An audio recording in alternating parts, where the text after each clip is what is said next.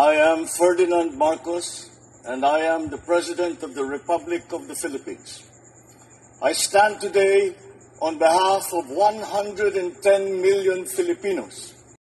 Ng hapon, Malacanang Press Corps, welcome sa ating press briefing ngayong araw, February 24. Makakasama natin si Palace Press Officer at PCO Undersecretary Attorney Claire Castro para magbigay linaw kaugnay sa mga alegasyon sa gold reserves. Yusek Castro? Statement of BSP. The country's gross international reserves, or GIR, including gold, are held and managed solely by the BSP for the foreign exchange requirements of the country. When BSP sells gold, the proceeds revert to and stay within the GIR. Last year, GIR rose to $106.3 billion from $103.8 in 2023. Similar to other central banks, BSP maintains a portion of its reserves in gold as part of the country's GIR, mostly to hedge against offset movements in the market price of other assets. It buys or sells gold to maintain an optimum level for this purpose. Not too big, not too small. Gold prices tend to move in the opposite direction of other assets. Therefore, central banks hold some gold as a hedge against huge declines in other assets in the reserves. However, gold prices can be volatile, earns little interest, and has storage costs. So central banks don't want to hold too much. So yan po ang statement ng BSP. At handa na po tayong sumagot sa inyong mga katanungan. We're now opening floors for questions from our Malacanang media friends.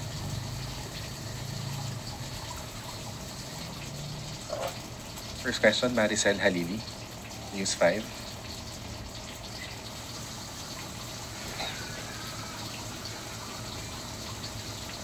Ma'am, so just a clarification. So ibig sabihin, hands-off si Presidente doon sa gold reserves kasi PRRD mentioned or is accusing the Marcos family of stealing and selling the country's gold. Just so it's clear. Okay. Hindi pa to campaign joke ulit ni dating Pangulong Duterte? Di ba tayo nasanay dun sa jet ski promise niya? Na nung naniwala tayo halos sa mga sumuporta sa kanya, tinawag tayong stupid. So pag naniwala ba tayo ulit sa sinasabi niyang ito, baka mapagkamalan niya tayo ulit at tawagin tayong stupid. But anyway, we will take this seriously para naman hindi magkaroon ng fake news, lalo na doon sa mga taong nakikinig sa kanya at maaaring naniniwala pa. Itong issue na to, October 2024, nasagot na ito. Ang nagtataka lang ako, bakit paulit-ulit na binibring up ni dating Pangulong Duterte? Wala ba siya mga economic experts na magsasabi sa kanya kung ano ba talaga ang regular activities ng BSP? Ayon sa BSP, ang pagbebenta ng gold is just a regular activity. How? Why? To pump up the economy. Even at the time of former President Duterte, trabaho na ito ng BSP. Hindi niya ba alam yun? Okay, now, sinabi nga dito, ang pagbebenta ng gold, kung mataas ang presyo, dapat ibenta. Sinabi din ng BSP, hindi pwede silang mag-hold that much of a gold. Okay, now, ang nakakapagtaka lang tayo, nagtataka lang tayo, bakit hindi ito alam ng dating Pangulo? Siguro bago siya magbigay ng gitong klaseng intriga, mapapansin nyo sa kanya mga statements, hindi naman detailed. Anong proof niya? Again, as a lawyer, he is a lawyer. He became a fiscal. Alam niya kung paano magkuha ng ebidensya, no? To get the truth. Bakit sa kanya parang wala siyang ebidensya? Laging paintriga. All we want here is evidence. Ipakita niya kung si PBBM o ang Pangulo ang nag-utos para magbenta ng gold reserves. Samantalang sinabi rin ng BSP, solely and manage ito no, solely managed by the BSP. So paano magkakaroon dito ng hand or pakikialam ang Pangulo? So, ayan. So, palpal Sorry, kayo ngayon, mga because, DDS. Journal. Buti nga sa inyo. When you said Palaban yan. you will take this seriously, what do you mean by that? Will the government file charges against the former president? Hindi naman po. Sasagutin lang namin yung mga joke na lagi niya sinasabi. Since tayo ay sumasagot dito ng seryoso, baka sa susunod sasabihin na naman ng mga supporters niya, hindi niya na naman kilala si dating Pangulong Duterte. Puro joke yan. So ito ba mga sinasabi niya during sa kanilang rallies or campaign rallies? Joke ba o seryoso? We have to know that. And also, ma'am, would you know under the Marcos administration kung ilan na pong gold ang naibenta? As of now, wala tayong records, pero sabi nga nila, according sa BSP, kukunin namin ito. Kung inyo pong i-require at alamin po natin kung maibibigay po sa atin ng BSP ang records na ito. Pero ang sabi nga po nila, mas tumaas pa po ang GIR natin to $106.3 billion. So ibig sabihin, hindi tayo, wala tayong problema sa gold reserves natin. So Wala eh. that's fake news. Ang sinasabi nila ay fake news. Or, mas formal na word, disinformation. Thank you. Oh, sabi sa inyo, palaban, Next question, palaban si please. Atty. Claire. Do we still have Oh, questions so from our palpal media kayo friends? ngayon, mga DDS. Pia Gutierrez, ABS-CBN.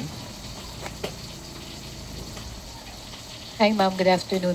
Ma'am, in responding sa sagot nyo kanina regarding yung naunang statement ni dating Pangulong Duterte, si former Chief Presidential Legal Counsel, Attorney Salvador Panelo said that it's actually the government, the Duterte the Marcos administration that's the biggest spreader of fake news. And I quote yung sinabi niya kanina sa ANC, it's funny because it's the government, the huge corporation of fake news. For instance, when the police assaulted the KOJC, they were saying the police were not armed.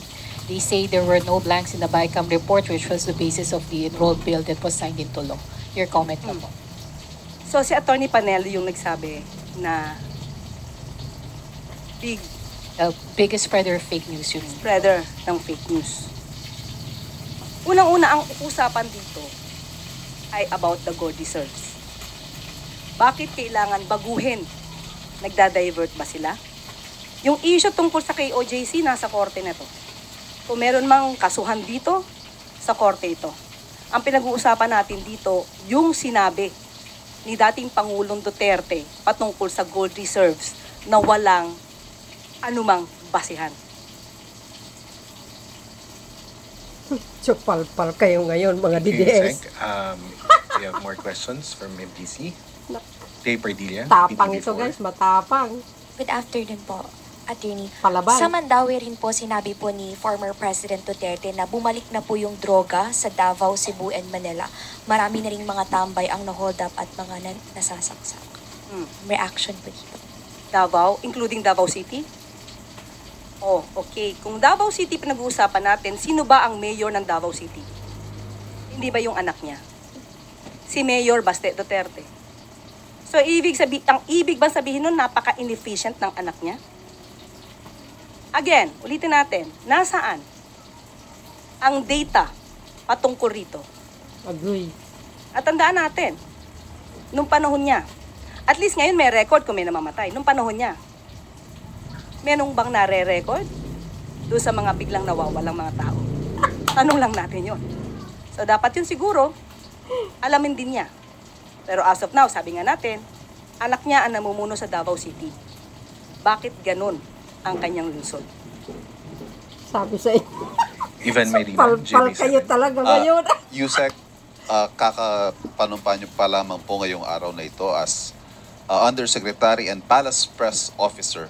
And you come out with guns blazing.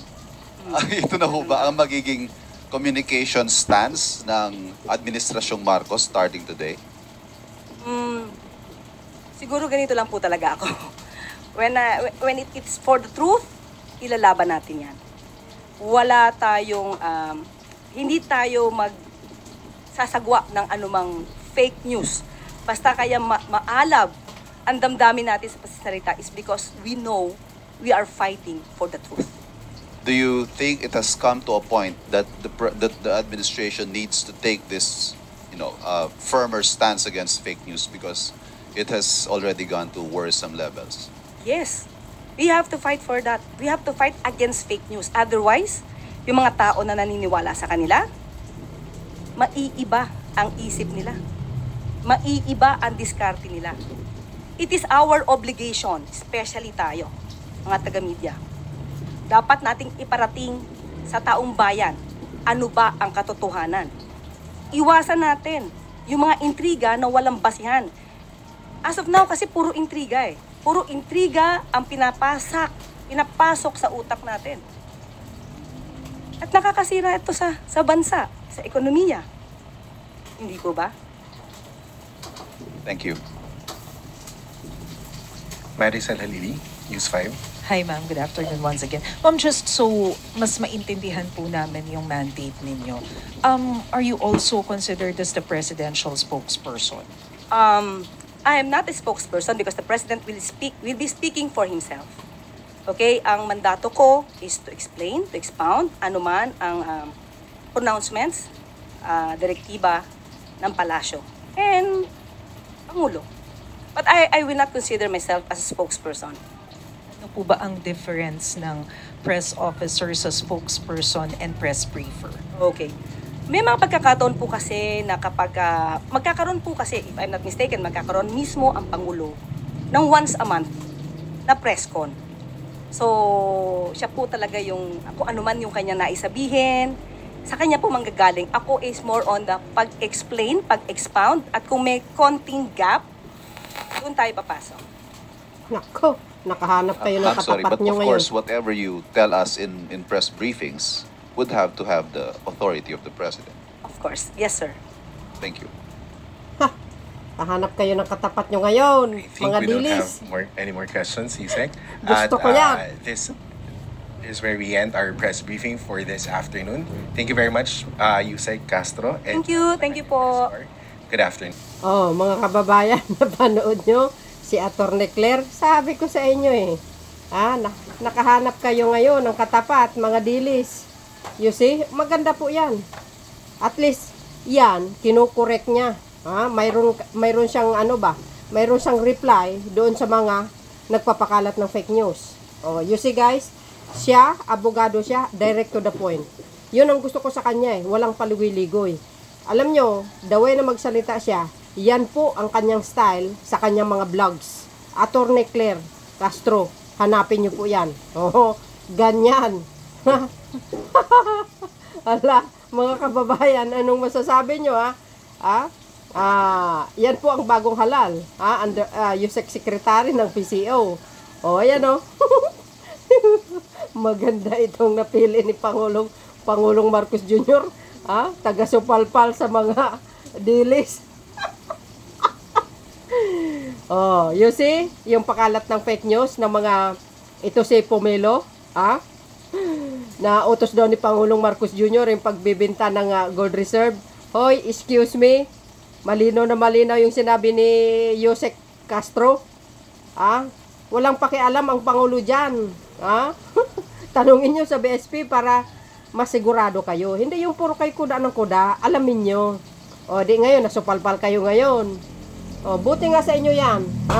So, yun guys, abangan natin lagi ang kanyang press con. Maganda ito.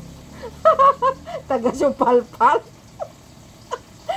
Ay, shout out sa inyo mga kababayan, pati yung mga journalist, na mangha, medyo nagulat sila. Natanong tuloy ni Ivan Merena, yung daw na magsalita si, Yusek Secretary, Claire. Oh, M goes, I like this girl. I like this Yusek. Atty. Castro guys So yun mga kababayan, ang pinaka-latest update videos natin, abangan natin ang resback ng mga dilis dito kay Atty. Claire, ang bagong Yusek Secretary ng PCO. See you again on my next upload video. Bye bye bye and babus. God bless Philippines.